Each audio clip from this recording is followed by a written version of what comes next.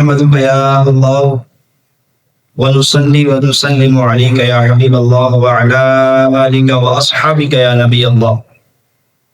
أما بعد فأعوذ بالله من الشيطان الرجيم. بسم الله الرحمن الرحيم.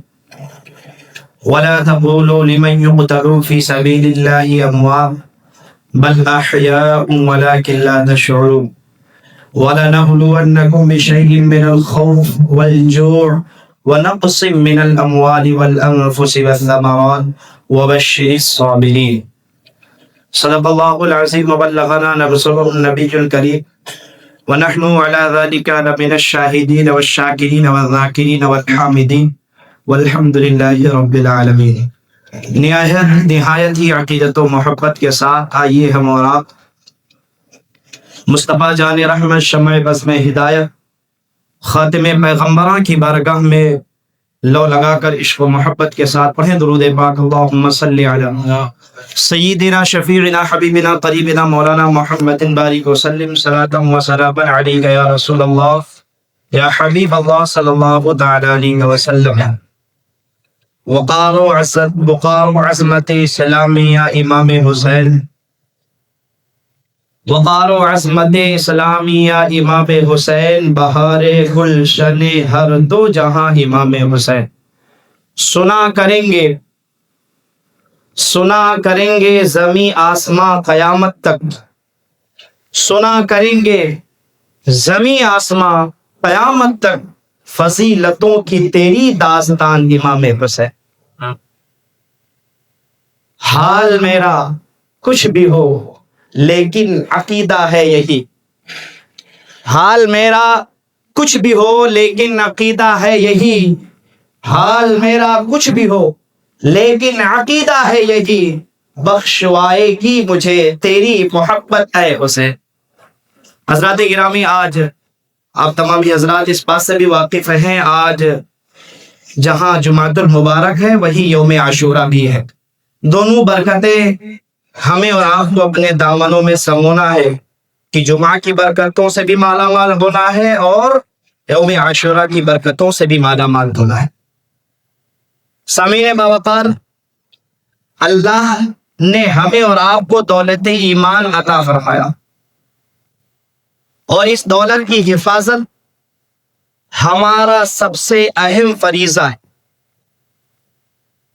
ایمان کے بے شمار حصے ہیں، بے شمار درجے ہیں.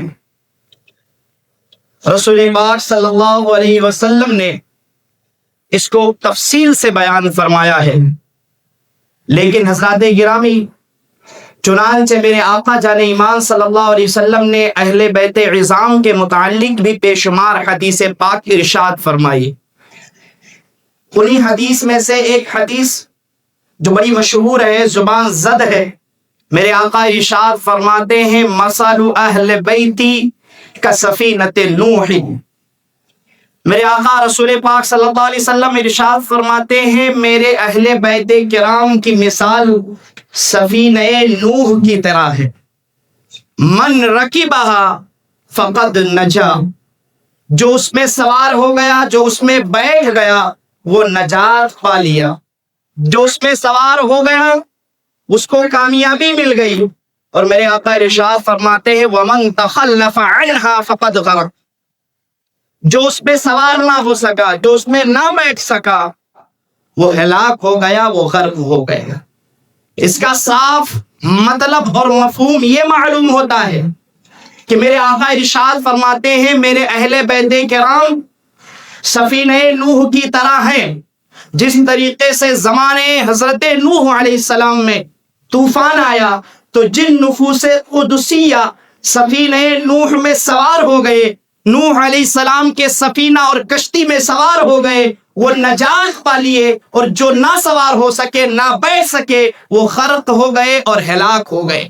حضرات گرامی، اسی طریقے سے محبت اہل بیت کرام ہے کہ یہ وہ سواری ہے، یہ وہ کشتی ہے جو اس میں سوار ہو گیا وہ نجات پا لیا، جو اس سے دور رہا اس کو ہلاک و برباد ہو گیا۔ چنانچہ نجات کا دار و مدار سفینہ نوح کی طرح مثال کر کے میرے آقا نے اہل بیت کرام کی محبت کو ہم پر واجب فرما دیا۔ اور حضرات گرامی یہی نہیں بلکہ جن لوگوں کو نجات پانا ہے، کامیابی پانا ہے، انہیں سفینہ نوح کی طریقے سے محبت اہل بیت کی کشتی میں سوار ہونا ہوگا۔ میرے آقا کے پیارے دیوانوں، ساتھ ہی ساتھ مصطفیٰ کریم نے جہاں اہل بیت کرام نظام کے متعلق بے شمار حدیث پاک ارشاد فرمائی ہے، وہی اپنے مقدس ساتھیوں کے بارے میں، اپنی مقدس جماعت صحابہ کے بارے میں بھی میرے آقا جان ایمان صلی اللہ علیہ وسلم بہت سارا ارشاد فرمایا ہے۔ چنانچہ انہی ارشادوں میں سے ایک ارشاد یہ ہے،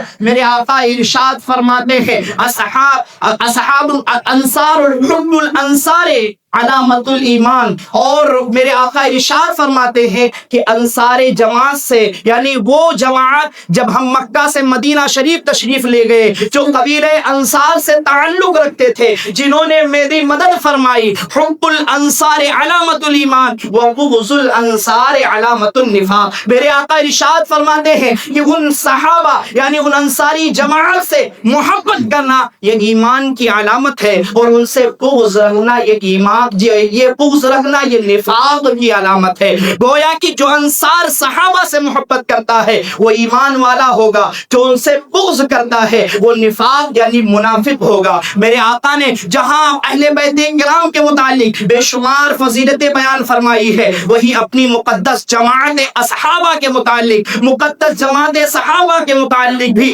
بے شمار حدیث پاک کے ذریعے سے ان کی فضیلتوں کو ثابت فرمایا ہے اور ذکر فرمایا ہے۔ میرے آقا ایک مقام پر ارشاد فرماتے ہیں اصحابی کالنجوم بأیہم اقتدیتم اہتدیتم، میرے صحابہ ستاروں کے مانند ہے، ان میں سے تم جس کی بھی اقتدا کرو گے ہدایت پا جاؤ گے۔ میرے آقا نے فرمایا صحابہ ستاروں کے مانند ہے، گویا کہ وہ روشنی ہے، اور اہل بیت کرام کے متعلق فرمایا وہ نوح علیہ السلام کی کشتی کی طرح ہے، یعنی اہل بیت کرام کشتی ہے اور صحابہ روشنی ہے۔ حضرات گرامی، آپ زمانے رسول اور اس کے بعد کے لوگوں کا ملاحظہ کیجئے، جب وہ سمندری سفر کرتے تھے تو کشتیوں پر کیا کرتے تھے، اور کشتیوں پر جب سمندری سفر کرتے تھے تو ان کے ساتھ جس سمت جس رخ جانا ہوتا تھا تو اس رخ روشنی کا بھی انتظام کیا جاتا تھا، اس رخ روشنی کو بھی جو ہے ساتھ میں لیا جاتا تھا تاکہ رخ اور سمت مکمل طور پر واضح اور ثابت رہے۔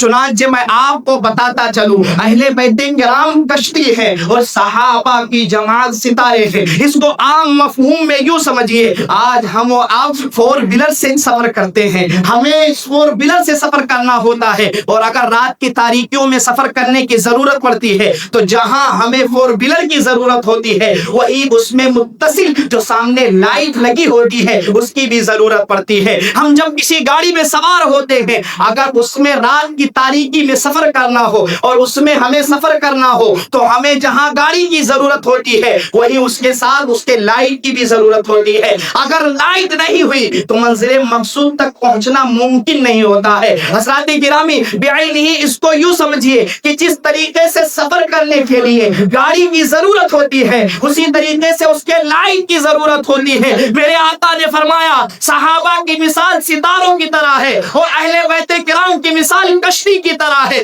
گویا کہ اس زمانے سے لے کر اب تک جو اہل بیت کرام کی محبت اپنے دلوں میں بسائے گا اور صحابہ کرام کی روشنی کو متصل کر کے ان سے لگائے گا وہی نجات پائے گا، وہی نجات پائے گا۔ تو جس طریقے سے لائٹ کی ضرورت پڑتی ہے گاڑی پر سوار ہونے کے لیے، اسی طریقے سے ضرورت ایمانی جو ہے، ایمان کی ضرورت یہ ہے، ایمان کا حصہ یہ ہے کہ ہم صحابہ سے بھی محبت کریں اور اہل بیت کرام سے بھی محبت کریں۔ دونوں سے محبت کی ضرورت ہے، اس لیے کہ اگر آپ ان دونوں میں سے کسی سے کنارہ کشی اختیار کریں گے، اگر آپ یہ کہیں گے ہم صحابہ والے ہیں، ہم اہل بیت کرام کو نہیں مانتے، ہم صحابہ والے ہیں، ہم اہل بیت کرام سے ہماری کوئی غرض نہیں ہے، تب بھی تباہ و برباد ہو جائیں گے۔ اور اگر آپ یہ کہیں گے ہم صرف اہل بیت والے ہیں، ہمیں صحابہ سے غرض نہیں ہے، ہمیں عمر فاروق سے غرض نہیں ہے، حضرت ابوبکر سے غرض نہیں ہے، حضرت عثمان غنی سے غرض نہیں ہے،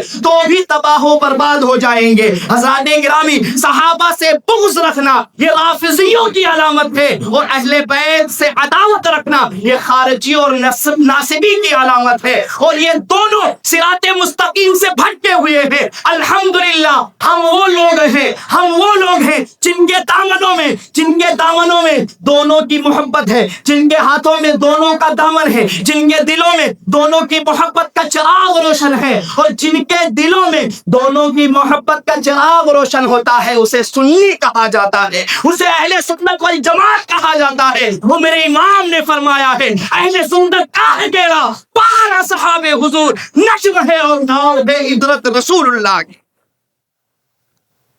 حضرات گرامی، اہل بیت کرام کشتی ہے اور احترام صحابہ اس کی لائن ہے۔ اہل بیت کرام نجات کی کشتی، صحابہ اس کی لائن، بغیر دونوں کے کوئی چارے کار نہیں ہے۔ صرف اہل بیت کا دھم بھرنا یہ خارجی اور جو ہے رافضی کی علامت ہے، اور صرف صحابہ کا دھم بھرنا یہ خارجی اور ناصبی کی علامت ہے۔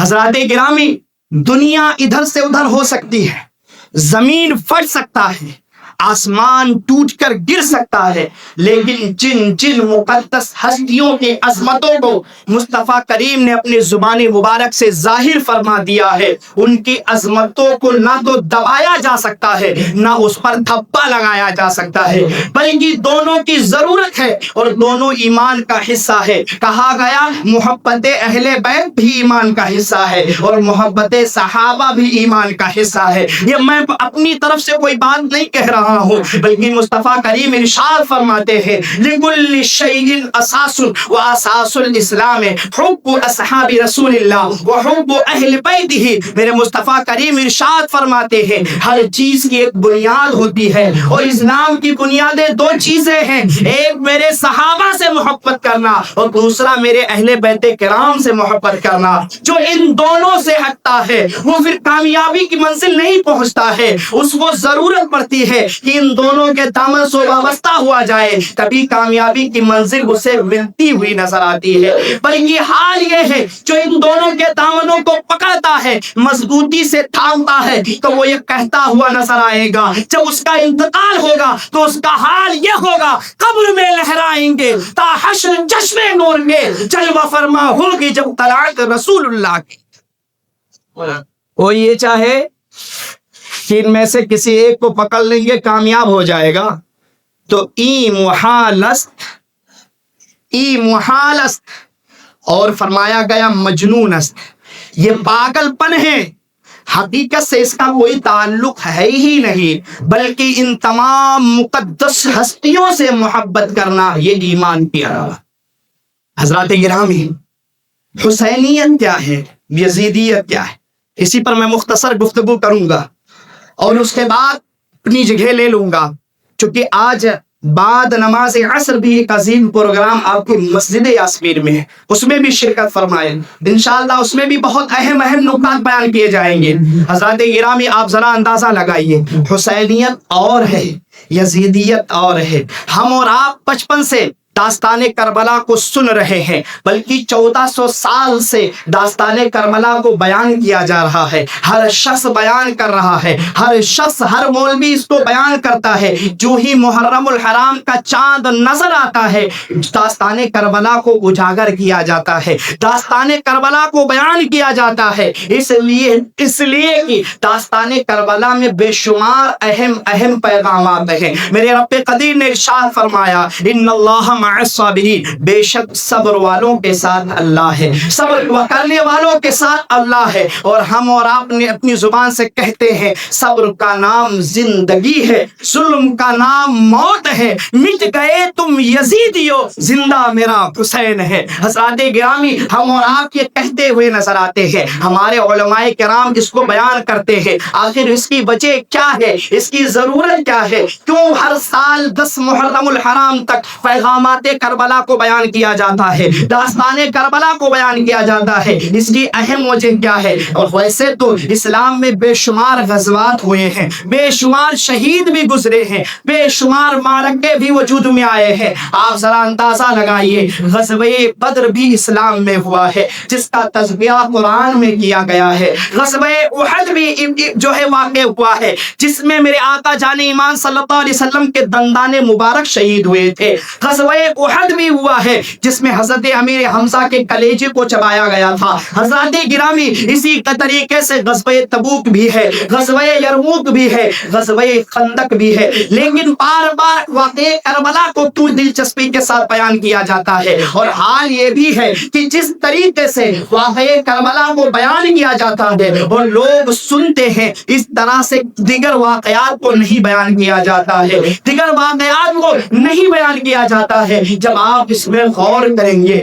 فکر کریں گے، اپنی وسعت فکر کا مظاہرہ کریں گے، اپنے خیال کو لگائیں گے، تو آپ کو غور کرنے میں بے شمار حکمتیں نظر آئیں گی۔ ان حکمتوں میں سے ایک حکمت یہ ہے کہ جو غزوات ہوئے، جو معرکے ہوئے، جو بھی واقعات ہوئے، اس میں ایک واضح فرق تھا۔ وہ فرق یہ تھا کہ ایک طرف کلمہ پڑھنے والے لوگ ہوتے تھے، مسلمان ہوتے تھے، ایمان والے لوگ ہوتے ہیں، سرکار کی رسالت کا اقرار کرنے والے ہوتے تھے، دوسری طرف کلمہ کا انکار کرنے والے ہوتے تھے۔ چاہے غزوہ بدر ہو یا غزوہ احد ہو یا غزوہ یرموک و تبوک ہو یا غزوہ خندق ہو، جتنے بھی غزوات ہیں آپ ان کی ہسٹری کو مطالعہ کریں گے تو آپ کو پتا چلے گا، ایک طرف ایمان والے ہیں تو دوسری طرف کفر والے ہیں، ایک طرف مسلمان ہیں تو دوسری طرف خدا کے انکار کرنے والے ہیں، ایک طرف رسول کے ماننے والے ہیں تو دوسری طرف رسول کے انکار کرنے والے تھے۔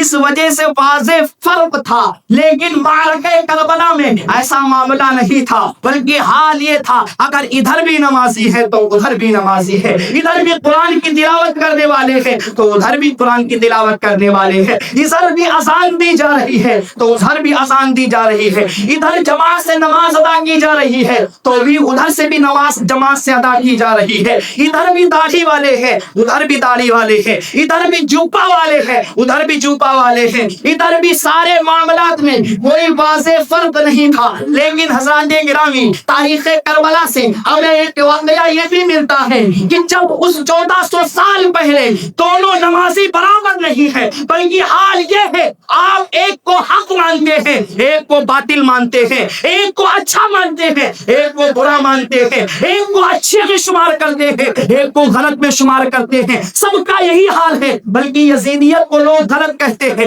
حسینیت کو اچھا سمجھتے ہیں، اس کی وجہ یہی ہے کہ کلمہ پڑھنے والے تو دونوں طرف تھے لیکن حق امام حسین کے ساتھ تھا، کل نماز پڑھنے والے تو دونوں طرف تھے لیکن حق امام حسین کے قافلے کے ساتھ تھا۔ حضرات گرامی، جب 1400 سال پہلے کا حال یہ ہے کہ دونوں نمازی ایک جیسے نہیں ہیں تو پھر ہمارے زمانے کا حال کیسے؟ دونوں نمازی ایک جیسے کیسے ہو سکتے ہیں؟ دونوں کلمہ پڑھنے والے ایک جیسے کیسے ہو سکتے ہیں؟ بلکہ حال یہ ہے ایک اذان تو گویا کی یزیدی خیمے سے اذان دی جا رہی ہے اور ہماری اور آپ کی اذان الحمدللہ حسینی خیمے سے ہو رہی ہے۔ بلکہ اس کی وجہ یہ ہے ہم نبی کو اپنی طرح نہیں سمجھتے بلکہ حال زبان سے یوں بیان کرتے ہیں، سرور کہوں کی مالک کو، مولا کہوں تجھے، باغ خلیل کا گلے زیبا کہوں تجھے، تیرے تو اسمائے پہ تنہائی سے ہے بری، حیران ہوں میرے شاہ میں کیا کیا کہوں تجھے، لیکن رضا نے ختم سخن اس میں کر دیا، خالق کا بندہ خلق کا آقا کہوں تجھے۔ حضرات گرامی، آج جو کہتے ہیں بہت غور کی بات ہے، سارے لوگ ایمان والے ہیں، سارے لوگ مومن بیٹھے، یہاں کوئی کافر نہیں بیٹھا، سارے لوگ کلمہ پڑھنے والے ہیں، یہاں کوئی کافر نہیں بیٹھا۔ میں آپ کی سماعتوں کے حوالے 2-4 باتیں رکھنا چاہتا ہوں۔ جب آج سے 1400 سال پہلے دونوں نمازی ایک نہیں، دونوں نمازی ایک طرح نہیں، دونوں کلمہ پڑھنے والے ایک جیسے نہیں، تو آج زمانے میں کیوں آواز اٹھاتے ہیں نہیں کلمہ پڑھتے ہیں تو ایک ہی طرح، سارے کلمہ پڑھنے والے ایک ہی طرح؟ میں آپ سے کہنا چاہتا ہوں اگر دونوں کلمہ پڑھنے والے ایک ہیں تو آپ اپنی زبان سے یہ بھی کہیے کہ یزیدیت اور حسینیت دونوں ایک ہیں، یہ بھی کہیے کوئی نہیں کہہ سکتا، بلکہ حال یہ ہوگا جس طرح آپ جیسے کہیں گے یزیدیت اور حسینیت ایک ہے، جیسے آپ کہیں گے ویسے آپ کی قوم آپ کو جوتوں کا مالا پہنائے گی۔ اس میں کوئی چھپی ہوئی بات نہیں ہے۔ جیسے آپ یزیدیت اور حسینیت کو ایک کرنا چاہیں گے ویسے ہی آپ کو آپ کی قوم در بدر کر دے گی، آپ سے قطع تعلق کر لے گی۔ جب اس زمانے کے لوگ ایک طرح نہیں، اس زمانے کے سارے نمازی ایک طرح نہیں، جس کے بارے میں مصطفیٰ کریم نے ارشاد فرمایا خیر امتی قرنی ثم الذین یلونہم ثم الذین یلونہم، سب سے بہترین میری امت کے وہ لوگ ہیں جو میرے زمانے کے لوگ ہیں، جو میرے زمانے کے لوگ ہیں۔ میری امت کے سب سے بہترین لوگ وہ ہیں۔ جب مصطفیٰ کریم نے ارشاد فرما دیا تو اس وقت سب سے اچھے لوگ تھے، برے لوگ کم تھے، سب اچھے تھے، برے لوگ کم تھے۔ آج تو زمانے کا حال یہ ہے بروں کی تعداد زیادہ ہے، اچھوں کی تعداد کم ہے۔ جب اس زمانے میں دونوں نمازی ایک طرح نہیں ہو سکتے تو آج کیوں ہو سکتے ہیں؟ آج کلمہ پڑھنے والا کیسے اکٹھا ہو سکتا ہے؟ یہ جو بات طہارت و نجاست کو اکٹھا کرنے کی جاتی ہے، ان کو سوچنا چاہیے، انہیں بھی مرنا ہے۔ یہ اپنی مفاد کے چلتے ہوئے، اپنے مفاد کی وجہ سے، کوئی سیاست کی وجہ سے، کوئی کاروبار کی وجہ سے، کوئی ملازمت کی وجہ سے دونوں کو اکٹھا کرنے کی کوشش کر رہا ہے۔ جب شہزادے رسول، شہزادے جگر بطول، شہزادے فاتح خیبر، آل رسول، اہل بیت کرام میں جو شمار ہے ان کا دشمن آج ہم اسے مقبول نہیں سمجھتے ہیں، جب آل رسول کی اذیت، راز رسول کو اذیت پہنچانے والے کو ہم اپنا مخالف سمجھتے ہیں، اس کو اپنا دوست نہیں سمجھتے ہیں، جب آل رسول کا مخالف ہمارا مخالف ہے تو رسول کا مخالف ہمارا کیسے ہو سکتا ہے؟ وہ کبھی ہمارا نہیں ہو سکتا، اس لیے کہ رسول پاک کی بارگاہ وہ بارگاہ ہے خدا کا یہی ہے در، نہیں اور کوئی نفر مقد جو وہاں سے ہو کہیں آ کے ہو، جو یہاں نہیں تو وہاں نہیں۔ یہ غور کرنے کی ضرورت ہے کہ میں کوئی ہڑک کی بات نہیں کر رہا ہوں، دلیلوں سے بات کر رہا ہوں۔ واقعہ کربلا سے ہمیں یہ بھی پیغام ہوتا ہے، آپ لوگ واقعہ سنے ہوئے ہیں، سارا واقعہ سب کے ذہنوں میں ہے، بچپن سے سنتے آتے ہیں، لیکن پیغامات کربلا تو ہمیں جاننا چاہیے، پیغامات کربلا ہمیں سننا چاہیے۔ جب اس وقت کے دونوں نمازی، دونوں کلمہ پڑھنے والے ایک نہیں ہو سکتے ہیں تو آج کے کلمہ پڑھنے والے اور بظاہر مسلمان کیسے ایک ہو سکتے ہیں؟ حضرات گرامی، الحمدللہ ہماری اذان حسین خیمے سے ہوتی ہے، گویا کی ہماری نماز حسین خیمے سے ہوتی ہے۔ ہم وہ لوگ ہیں جو حسین کی محبت میں اپنے آپ کو ثابت بھی کرتے ہیں، بلکہ اسی ہندوستان میں ایک ایسی جماعت ہے جو اس واقعے کربلا کو بھی آج معاملہ یہ ہے، سوشل میڈیا کا دور ہے، کچھ ایسے ناہنجار قسم کے لوگ جنہیں نہ تو علم کے عین سے پتا ہے، نہ لام سے پتا ہے، نہ میم سے کوئی واقفیت ہے، ویڈیو لگایا، چند کتابیں پیچھے رکھی، 2 کتابیں آگے رکھی اور کہنا شروع کر دیا نہیں امام حسین کو کربلا جانے کی کیا ضرورت تھی، نہیں وہ تو غلے تھے، وہ اقتدار کے لیے گئے تھے، وہ تو گئے تھے اقتدار کے لیے گئے تھے، امام حسین غلط تھے۔ معاذ اللہ ایسی بکواس کرتے ہوئے اسی ہندوستان کی سرزمین پر آپ کو بے شمار لوگ ملیں گے حضرات گرامی، لیکن حق یہ ہے کہ وفادار حسین کا معاملہ الگ ہے، غدار حسین کا معاملہ الگ ہے۔ وفادار حسین کا معاملہ یہ ہے کہ انہیں جانا، انہیں مانا، نہ رکھا غیر سے کام، للہ الحمد میں دنیا سے مسلمان گیا۔ حضرات گرامی، وفادار مصطفیٰ کا اور وفادار حسین کا معاملہ الگ ہے، غدار مصطفیٰ کا اور غدار اہل بیت کا معاملہ الگ ہے۔ اور ہاں ایک بات یہ بھی کہنا چاہوں گا، آپ لوگ واقعات تو سنتے ہوں گے، آج تو ایسے بالکل آپ کیڑوں مکوڑوں کی طریقے سے لوگوں کو دیکھیں گے کہ واقعات کربلا کو بیان کر رہے ہیں، مرچی اور مسالہ لگا کر بیان کر رہے ہیں، انہیں اپنی کتابوں سے مطلب نہیں ہے، بلکہ رافضیوں کی کتابیں پڑھ رہے ہیں اور وہ واقعات کربلا کو بیان کر رہے ہیں. اسی وجہ سے اسی بات کو نشاندہی کرتے ہوئے امام ابن سیرین نے فرمایا تھا ان ھذا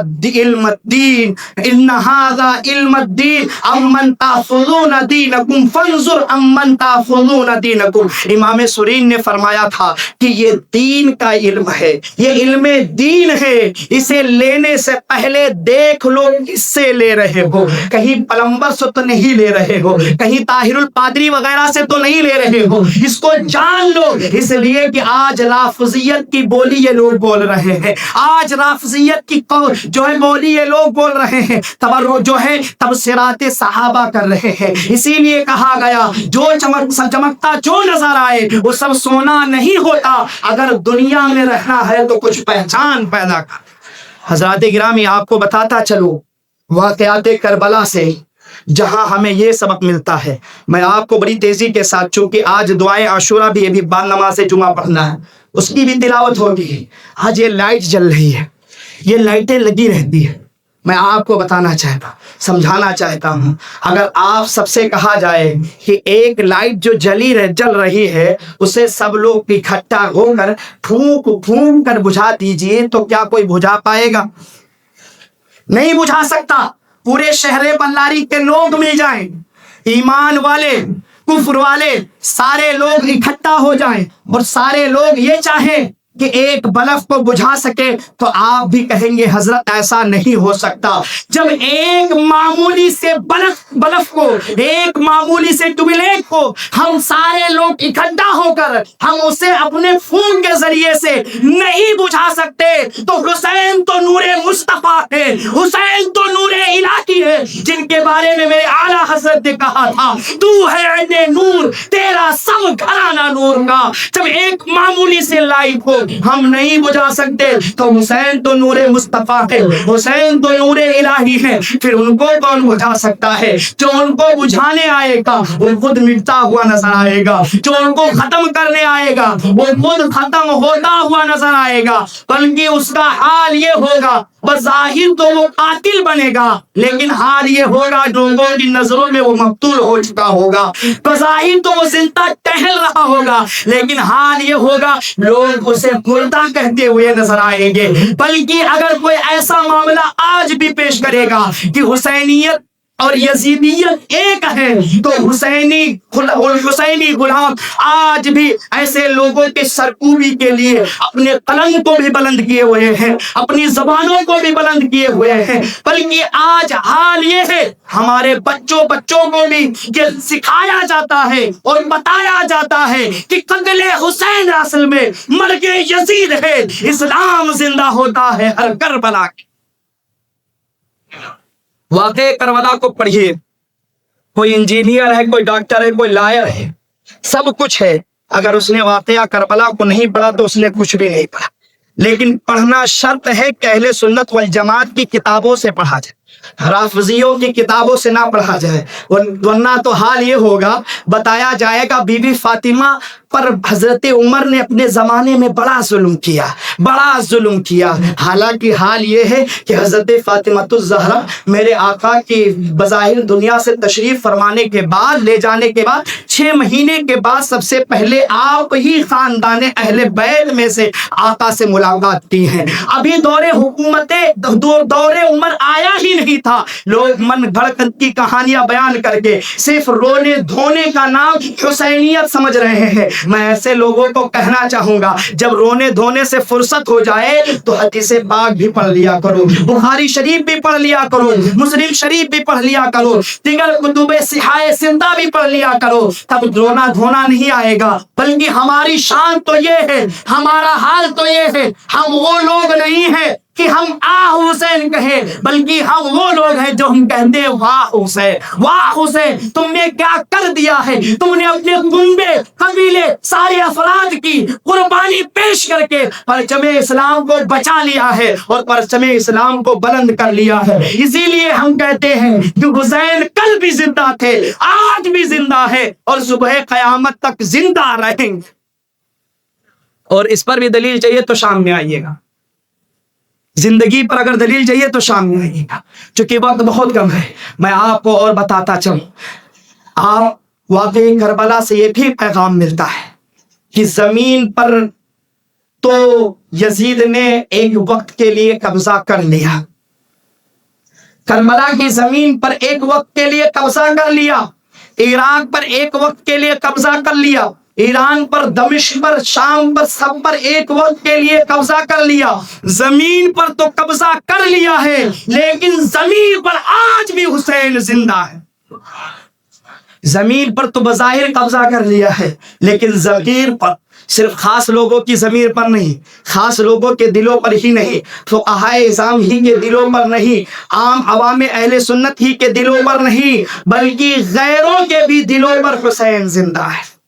بلکہ ملک ہندوستان کے ایک سیاسی شخص نے ایک مرتبہ کہا تھا کہ واقعہ کربلا سے ایک پیغام ملتا ہے، میں نام لینا مناسب بھی نہیں سمجھتا ہوں، اور واقعہ کربلا کے متعلق اگر آپ پڑھیں گے تو آپ کو معلوم بھی ہو، وہ سیاسی دان نے یہ کہا تھا کہ واقعہ کربلا سے ایک پیغام میں ملتا ہے کہ قاتل ہمہ وقت زندہ نہیں رہتا، بلکہ بعض اوقات قاتل مردہ ہو جاتا ہے، مقتول زندہ ہو جاتا ہے، مقتول زندہ ہو جاتا ہے۔ حضرات گرامی، ہم تبھی منقبت کے طور پر کہتے ہیں تو زندہ ہے واللہ، تو زندہ ہے واللہ، میری چشم عالم سے چھپ جانے والے۔ حضرات گرامی، پیغامات کربلا میں جہاں بے شمار پیغامات ہیں، وہی دو پیغام میں اور آپ کو دینا چاہتا ہوں۔ وقت بہت کم ہے، وقت کی نزاکت کو دیکھتے ہوئے آپ ذرا یہ بتائیے یزید کون تھا؟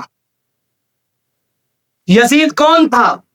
تو آپ یہی کہیں گے حضرت امیر معاویہ کا لڑکا تھا، اور اس کی پھوپھی جان حضرت ام حبیبہ ہم امتیوں کے ام المؤمنین میں سے ہیں، ازواج مطہرات میں سے ہیں، ہم مومنوں کی ماں ہیں۔ اور پھر آپ کو بتاتا چلوں یہ عمر ابن سعد کون تھا؟ جو کربلا میں لوگ تھے جو یزیدیت میں شمار ہیں، ان میں آپ کو بتاتا چلوں عمر ابن سعد کون تھا؟ تو آپ کو یہ جواب دینا پڑے گا یہ سعد ابن ابی وقاص رضی اللہ تعالی عنہ کا لڑکا تھا۔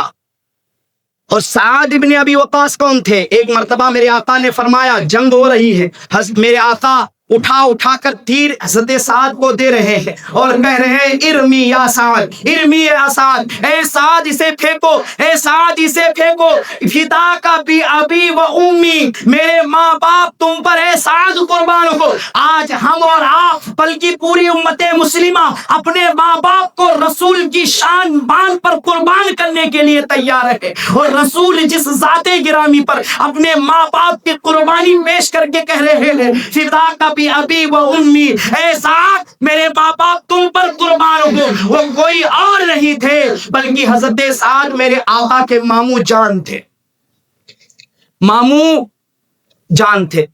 دو ٹول میں بات کرنا چاہتا ہوں، حضرت سعد ابن ابی وقاص ماموں جان ہے میرے آقا کے، اور یزید پلید حضرت ام حبیبہ کا بھتیجا ہے رضی اللہ تعالی عنہ، اور ام المؤمنین کا وہ بھتیجا ہے۔ گویا کہ امیر المؤمنین امیر معاویہ ہمارے اور آپ کے امتیوں کے ماموں ہوئے، اور وہ یزید کیا ہوا؟ ماموزاد بھائی ہوا، ماموزاد بھائی ہوا۔ لیکن اس کو یاد رکھیے گا، اور حضرت سعد بن ابی وقاص رضی اللہ عنہ یہ صحابی رسول ہیں، میرے آقا کے جو ہے ماموں ہیں، بلکہ میرے آقا نے جن پر اپنے ماں باپ کو فدا کا لقب دیا ہے وہ حضرت سعد ہے، اور ان کا لڑکا عمر ابن سعد ہے۔ حضرات گرامی، واقعہ کربلا سے پہلے تو سب کو سب تسلیم تھے، لیکن کیا واقعہ کربلا کے بعد کوئی یزید کو اپنا ماموزاد بھائی کہہ سکتا ہے؟ نہیں کہہ سکتا۔ سعد ابن ابی وقاص صحابی رسول ہے، میرے آقا نے فرمایا سعد فی الجنہ، سعد جنتی ہیں، اور پھر ان کے لختے کو، ان کے جو ہے لڑکے کو کوئی آج قبول کر سکتا ہے؟ نہیں کر سکتا۔